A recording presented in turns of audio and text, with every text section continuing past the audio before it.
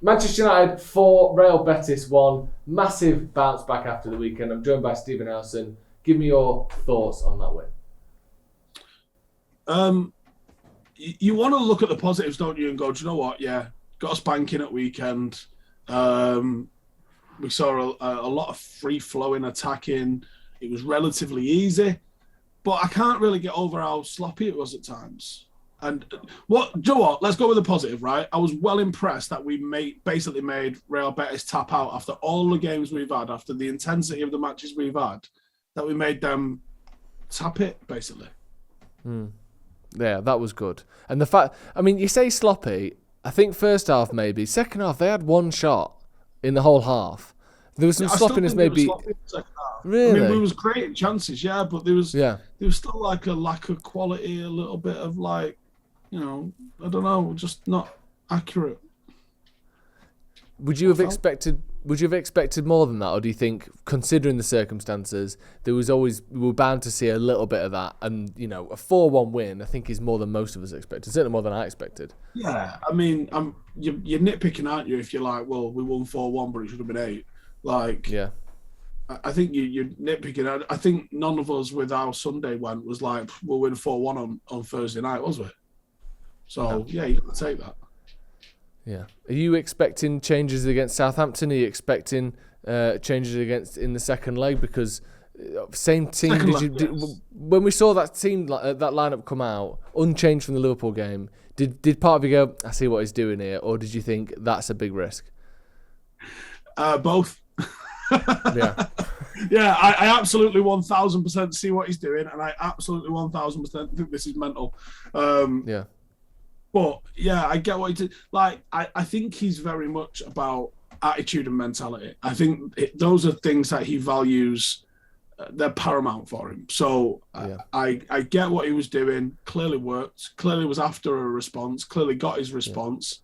But I think on top of that, the second half performance, as he ignited something in the cameos from the likes of McTominay, from Palestri, from Malacia, from those that got their opportunity off the bench, is there, even Wan-Bissaka, is there something where they've gone, or has he spoke to them and gone, you guys can play a massive role in this, but you need to impress Sancho as well. You guys need to impress me. Go and impress me, because I actually think they were quite impressive off the bench. Yeah. Talk to me about Weghorst, because that celebration felt like I just scored at the Stretford end. That was like vibrating with happiness, crying with happiness, punching his own face with happiness. It was a pretty unique celebration. I don't really know your thoughts on him particularly. Do you think he's a valuable player? Obviously, the goal scoring is minimal, but do you think he offers enough when he's not scoring goals? Because I think he definitely offers something. What do you make of him as a player generally? I got a text when he scored saying, is the Make-A-Wish kid just fucking scored or something, like the way he reacted to that. Very harsh, but there's a little bit of truth in what he was saying, the way he celebrated. Now, I got a lot of time for people celebrating like that, because I think there's a lot of football that's too wooden. I think there's a lot of football where people mask their emotions. I think there's a lot in football where people are far too scared to let their real self out, because they're scared of the ridicule, scared of being honest, and scared of being themselves. I think there's a lot of that in and around football. So I got a lot of time for Wout Weghorst being 1000% himself. And if he's as delighted as he is scoring in front of the Stretford end like that, how can I say anything otherwise? I'd have jizzed my pants if I'd have scored in front of the Stretford end. So how can any of us? I almost did anyway. Well, yeah. But he's just done every single one of our dreams, just bagged at the Stretford end. So how can anyone have anything negative whatsoever to say about how he celebrated that? In terms of his ability, I think he's a far better ball player than I imagined, and he's probably a slightly worse finisher than I imagined he was as well, from what I'd seen of him previously. He had some opportunities tonight that he should have took. Really, there was opportunities that he definitely could have put away and didn't put away. So, yeah, that was a disappointment. I think it would be fair to say that he wasn't able to capitalise on some of the opportunities that came his way. I like the attitude that he had. I think he's been involved in, if not started, every single game since he came. So there is a trust with the manager. That's definitely something. He's got a likable personality. I think he's a big pro.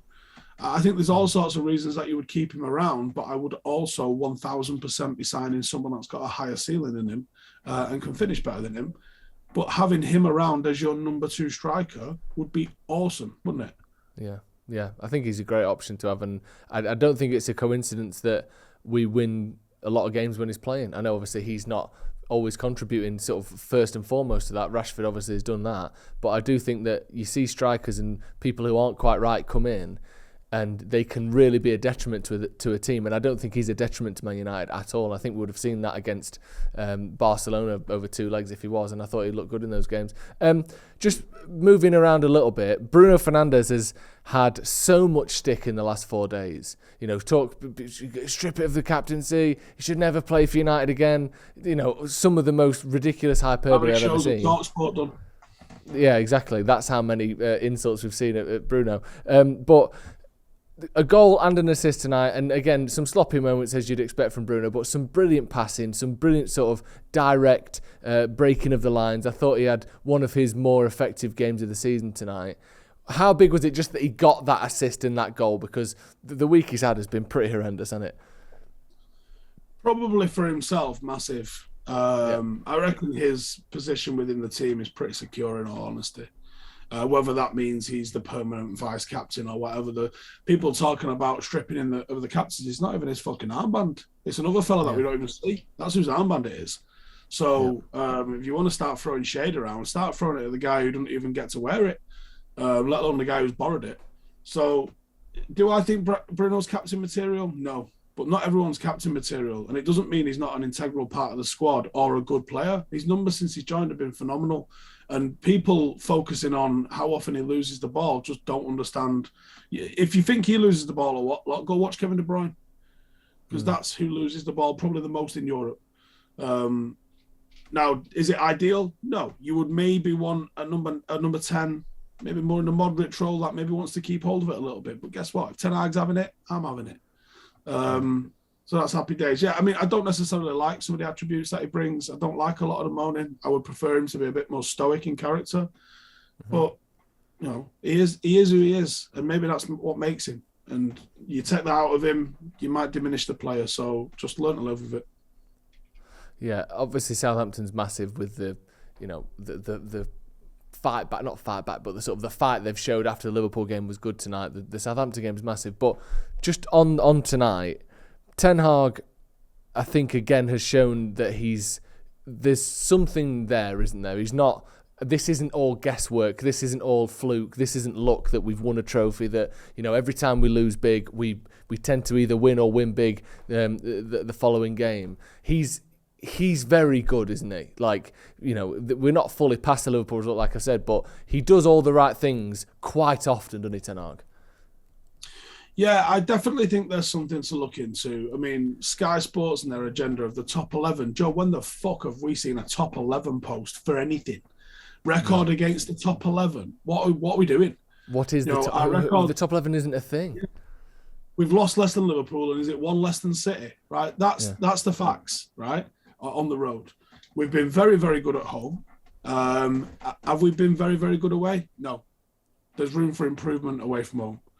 But for all of the managers that we've had post Sir Alex, this one is the closest one to knowing what he wants, in my opinion, or at least executing what he wants, because maybe all of them knew what they want but weren't able to execute it. This one is the one that I think is closest to executing what he wants.